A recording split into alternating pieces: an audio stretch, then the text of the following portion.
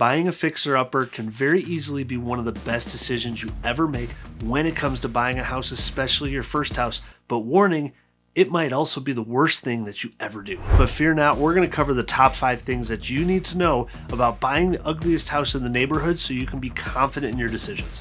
So here's the scenario, and I'm sure this probably sounds a little familiar. You've got a certain amount of money saved up, and you're probably in a living situation that isn't ideal for you, whether that's with your parents, whether that's renting a small condo, and you've been searching through Zillow and Redfin in the neighborhoods that you know that you want to be in, but nothing is coming up in your price range.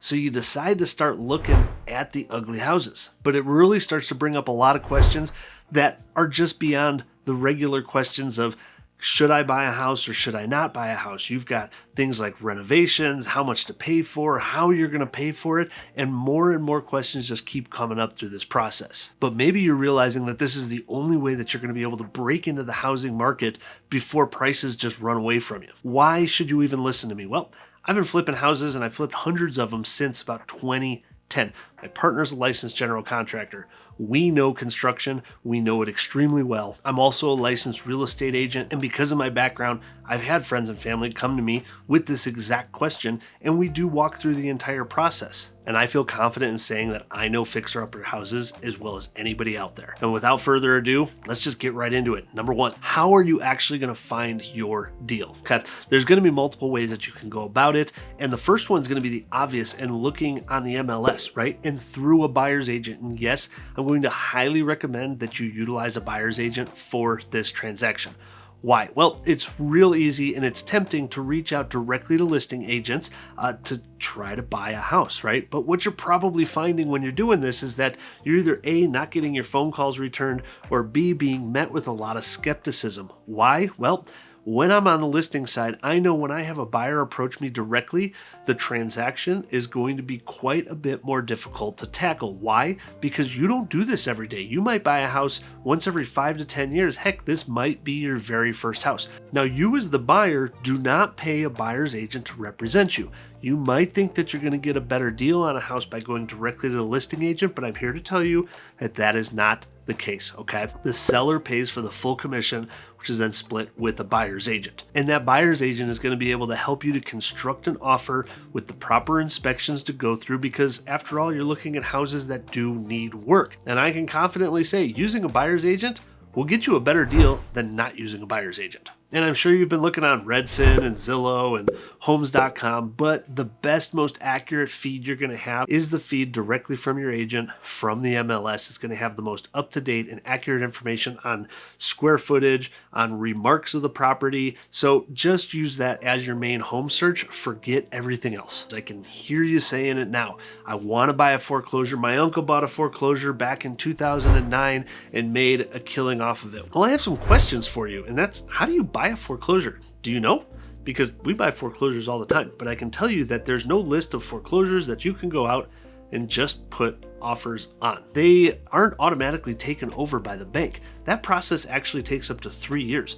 So from the time someone stops paying until their house gets repossessed by the bank, you have this limbo period where the owner is still on title to the property. And in order to buy a foreclosure, you have to reach out directly to the homeowner to try to see if they're willing to sell their house. They might not even be willing to sell their house. You can get the foreclosure list from county records. There's multiple services out there that you can use, or you can drive around your neighborhood, write down the addresses of the ugliest houses with overgrown weeds and things like that. And then you have to reach out directly to these people. So you can either try looking up to see if they have a phone number listed and calling them, but I'll tell you what, if they're behind on their payments, you're not the only one trying to reach out to them. Hey, Mr. Seller, can I buy your house at a discounted rate? It takes a lot of guts to do. And most people, frankly, aren't comfortable with that. So you can write them a letter, handwritten note, little love letter about you and your family looking for a house to buy, and you just can't afford the ones that are all fixed up. That's probably going to be your best bet if you want to go directly towards seller in an effort to try to get a better deal. And now what about buying at the auction? We're just going to put the kibosh on that right now. You are not going to buy at the auction. First of all, you need full cash to buy at the auction. And if you're struggling to afford a home that's all fixed up, you probably don't have the cash to put down like that. And number two, you can't actually walk through these houses before you put a bid on them at the auction. Get that out of your head. Once again, auction is not an option. Buying a foreclosure or an ugly house, might take a lot of legwork if you want to go at it alone. So in summary, you're probably best off just using your buyer's agent. So the second step in this process is determining how much renovations are going to cost. You found the ugly house, but how much is it going to cost to fix it up? And one way you could do it is actually get a hold of a general contractor, walk them through the property, and see if they'll give you a bid for how much this work costs. But I can tell you right now, if you don't own the house, there's a very small chance that you'll get any contractors to come through to give you proper bids, at least in a proper time frame that you need to be able to buy that house. So the first way you can do it is by using a simple equation, okay?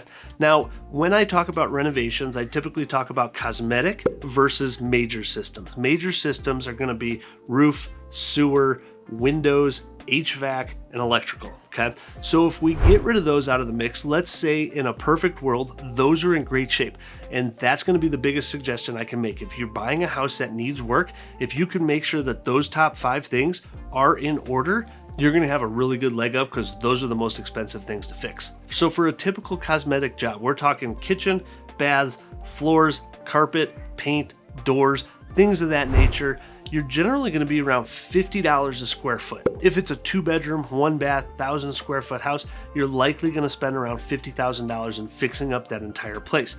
If it's a 2,000 square foot house, might be a little bit less than that because half of it might be a basement, let's say. So you're probably going to be in that $75,000 to $100,000 mark for a cosmetic job. It's a very generic number. Don't hold my feet to the fire.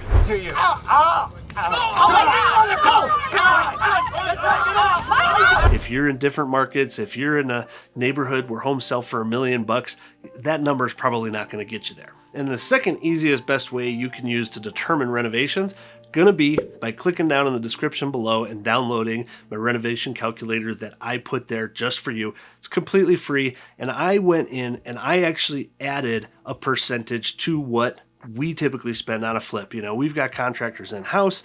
Our prices are going to be quite a bit lower. You can't just hire us to rehab a house. This is what we usually spend when we're flipping a house. And so I added 50% to these numbers for you, so that way you're not caught off guard or thinking things are going to be much cheaper than they are. You're probably thinking of doing some of this yourself, and that's not out of the question. I would highly, highly recommend it, but I would keep it limited to what's within the realm of reality for what you know how to do. Number 3, how do you know how much to pay for this house that needs a ton of work? Well, you're gonna start at the top.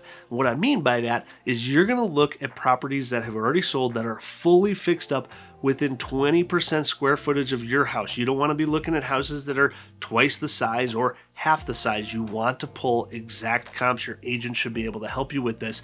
And you want to find the ones that are fully fixed up. And let's just pretend for an easy scenario here that top of the market is $500,000.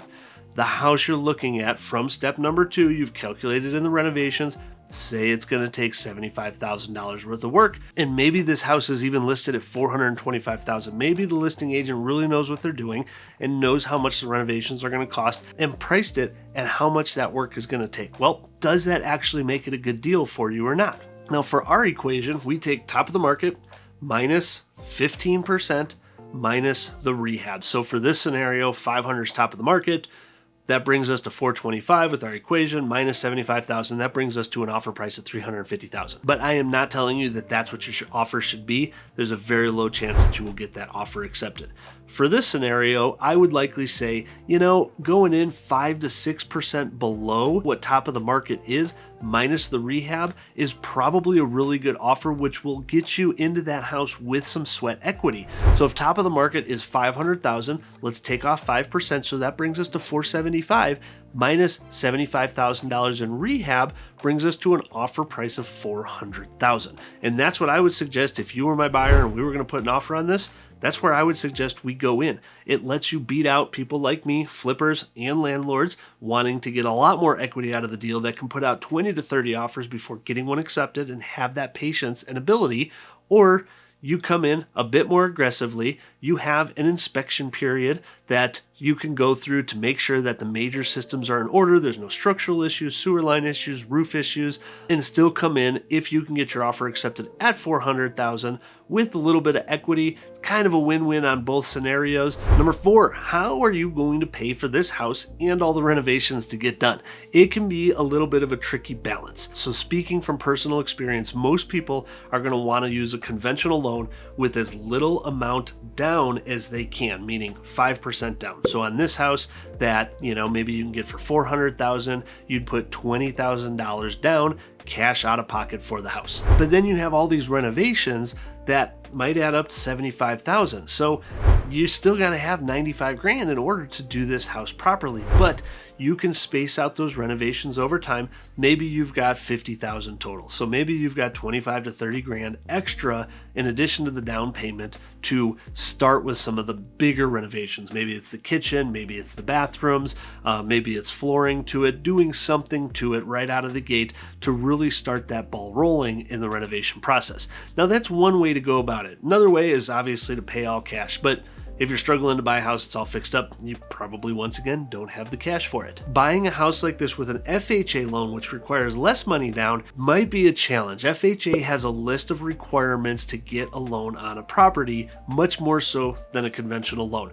Part of it is, let's say, chipping and peeling paint. If you go to buy a house with an FHA loan and it has chipping or peeling paint, they will not give you that loan until that property is fixed up. Might put FHA out of contention. However, there is another loan product that I would highly recommend looking into. It's called the 203K construction loan, and that can piggyback off of an FHA, conventional, or a VA loan. And basically what that is it's a construction loan that you can buy the house and you can have a budget set aside 25 up to, I don't know what the top limits are, but I've seen them all the way up to $50,000 that is set aside and bookmarked for you for renovations on the house. Now, there are a bunch of guidelines. There is an approval process for the type of work to get done and contractors to use and stuff like that. So there are some hoops to jump through, but it's an extremely popular way of buying homes that need work. Back in 2008, 2009, when everything was hitting the fan, these loans were used an awful lot. But I would suggest looking into this deeply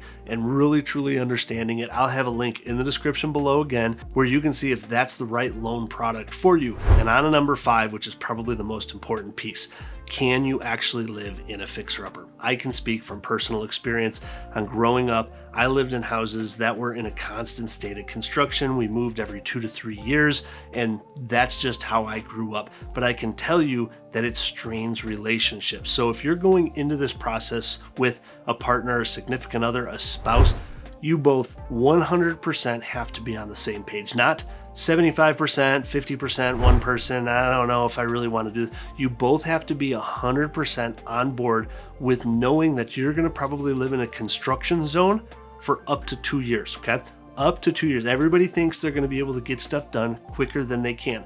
But work happens, life happens, and 2 years later, and you realize, you know what, we've only gotten 50% of the stuff done that we wanted to, and now we want to move into a bigger place, so let's just hire somebody to fix up the house with the equity we've earned, and then let's buy what we want to buy. But if you've been out in the market putting out offers, and maybe you've been getting beat out by multiple offers, cash offers, people putting down 20%, you really need to watch this video. It's going to give you the best chance of actually getting your offer accepted in a tough market.